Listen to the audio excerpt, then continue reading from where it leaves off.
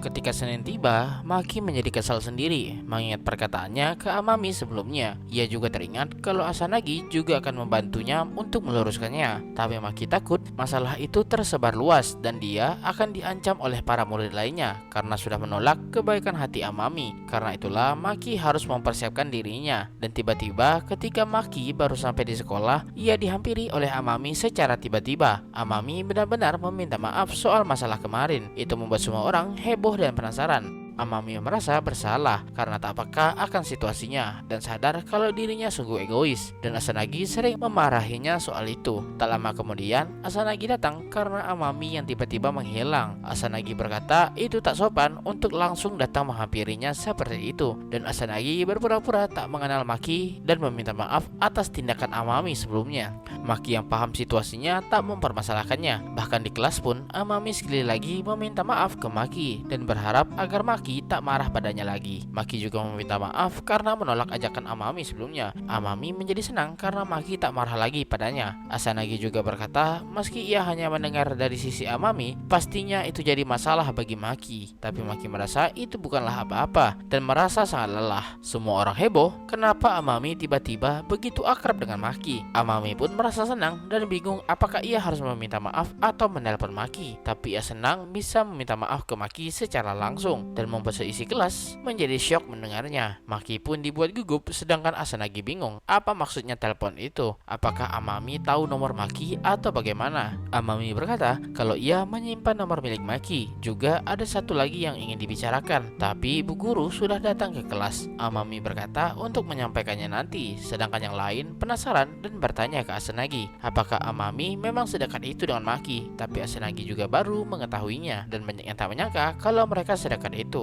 Amami itu terkenal baik ke semua orang dan tak heran jika ia ingin lebih mengenal Maki lebih dalam. Bahkan ada rumor yang berkata kalau mereka saat ini pacaran. Tapi jika itu memang benar, maka Asanagi juga pasti tahu soal itu dan mereka akan mencari tahunya nanti seusai jam pelajaran. Sedangkan Maki, apa yang ia takutkan tak terjadi, tapi ia merasa semua anak laki-laki memperhatikannya dengan tatapan tajam. Setelah jam pelajaran usai, ketika Amami ingin melanjutkannya, ia dipanggil oleh teman-temannya karena begitu penasaran seperti kenapa Amami sudah punya nomor Maki atau semacamnya. Dan lagi-lagi jam istirahat berikutnya, ketika Amami ingin lanjut bicara, sekali lagi ia ditahan oleh teman-teman lainnya. Sedangkan Maki merasa diinterogasi oleh murid laki-laki karena penasaran. Dan akhirnya ketika mereka pulang sekolah, Maki merasa sangat lelah dengan apa yang terjadi. Amami juga merasa lelah karena teman-temannya tak mempercayai apa yang ia katakan. Maki tak mengira hanya dengan bertukar nomor akan menjadi musibah seperti ini dan berusaha pulang secara diam-diam. Tapi tiba-tiba Maki ditemukan oleh Amami dan langsung menarik Maki dan Asanagi bersama-sama, yang membuat mereka berdua kebingungan. Dan setelah itu akhirnya mereka terbebas. Maki bingung apa maksudnya ini. Itu karena Amami selalu diganggu ketika ingin berbicara dengan Maki, yang membuat Asanagi bingung kenapa dia ikut juga. Tapi itu udah jadi kebiasaan bagi Amami dan berkata kalau ingin bicara dengan Maki, Asanagi tak perlu ikut. Setelah itu mereka lanjut naik bis yang tak tahu kemana mereka pergi. Asanagi berkata bukankah rumah Maki di dekat sini, yang membuat Maki kaget mendengarnya. Pada akhirnya mereka datang ke rumah Maki. Ini pertama kalinya Amami datang ke rumah laki-laki, tapi itu membuat Asanagi sedikit tak senang mendengarnya. Asanagi pun kabur ke toilet dan bertanya ke Maki.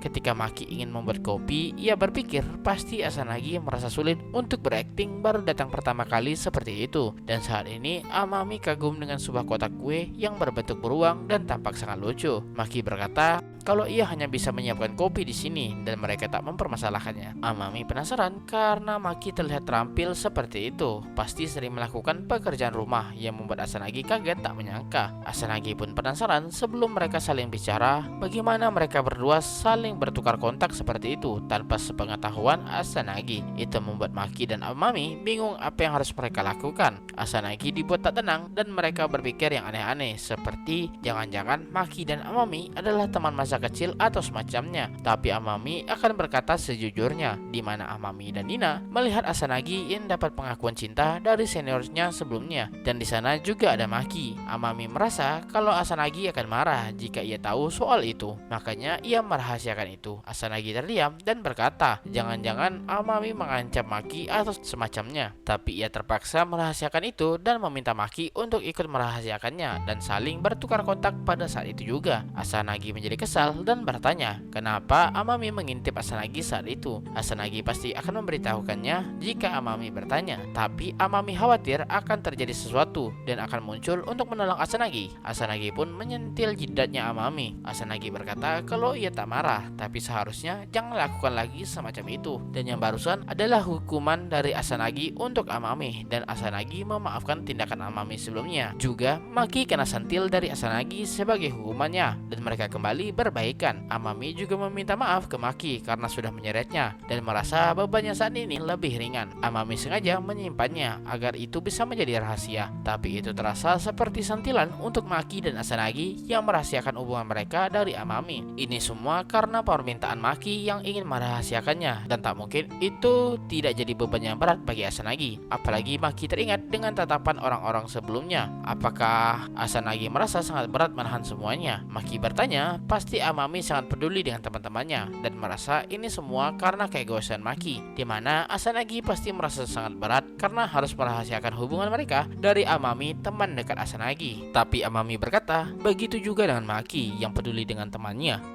Apalagi ketika mereka bertemu di arcade sebelumnya, di mana Maki melindungi temannya. Amami berkata kalau Maki benar-benar memahami temannya dan berterima kasih sudah menolak dirinya yang tak peka saat itu. Pasti itu sulit bagi Maki menolak dirinya di hadapan banyak orang. Meskipun begitu, Maki tetap memprioritaskan temannya. Tapi bagi Maki, itu bukanlah sesuatu yang hebat dan hanya keegoisan dirinya saja. Bagi Maki, ia benar-benar menikmati waktu yang dihabiskan bersama temannya, di mana ia bisa bersenang-senang dan menjadi pengalaman baru bagi Maki. Amami menyadari sesuatu dan berkata kalau Maki pasti menyukai temannya itu. Itu membuat Maki dan Asanagi tersipu malu dibuatnya. Maki mencoba menyangkalnya karena merasa sangat malu, tapi ia berkata kalau itu tidaklah salah. Amami pun memanggil Maki dan merasa Maki sangatlah lucu dengan sikapnya yang saat ini. Asanagi pun mencoba untuk mengalihkan pembicaranya soal Amami yang ingin membicarakan sesuatu ke Maki. Amami juga baru teringat soal itu. Ia pun memanggil Maki dan bertanya apakah Maki ingin menjadi temannya, dan cerita pun berlanjut.